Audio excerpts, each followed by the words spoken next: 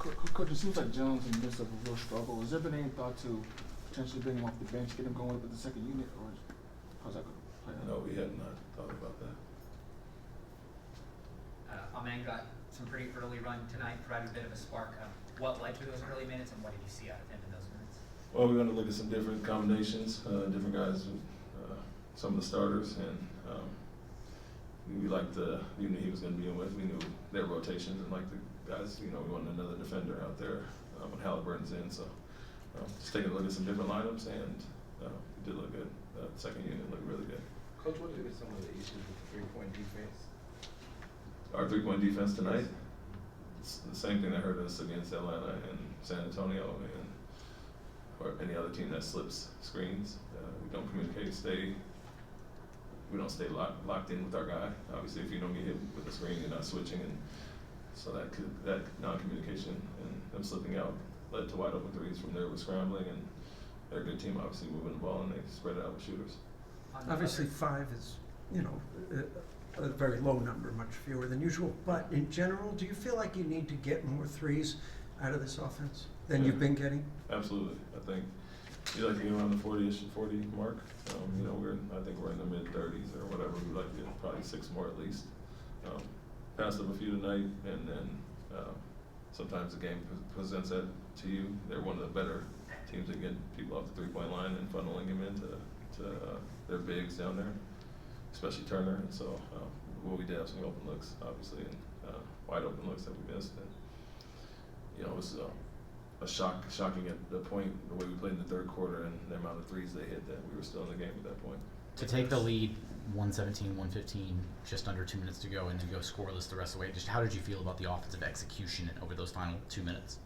It was okay. I think we, when we went into help in the post, he has to bait a little bit more, be more aggressive there, knowing they're going to come after him.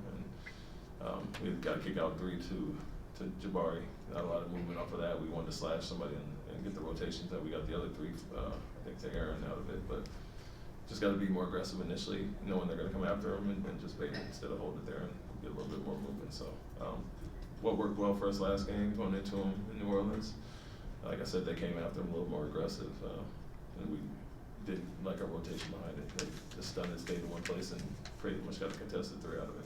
On those Halliburton 3 specifically with him, do you think your guys were up far enough on him? And then on that last possession, why the decision to double him on that?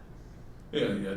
The 3 he got, I think Jabari, we'd like him to be a little more aggressive on that switch. The prior play, Alperen jumped up, and we didn't want him switching out there, and they got the pass down the lane to Turner.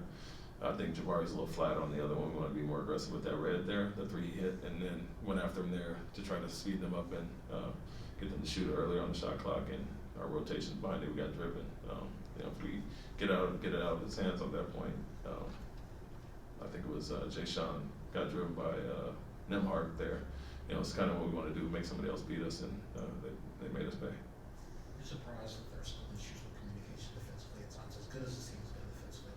Yes, I don't think it's basic, switching and some things that certain teams do, but obviously the teams that slip out a lot have hurt us this year. And so, that's something we've gone over, talked about, knew they were very similar to Atlanta in the fact that they switch or slip out everything. They probably set screens 10% of the time. So, if you don't get hit by a screen, you don't switch it. And so we worked on that, talked about it, and to your point, it still hurt us. So that is a little surprising because I think other than San Antonio and might have been Denver, somebody else hurt us with that there this year. We got to obviously be better in that regard. Any update on Dylan, by the way? No, I didn't. With Jaylen, do you think it's more about him not being aggressive enough or not recognizing what defenses are playing against him, or is it just that he's in a shooting slump that every player goes through?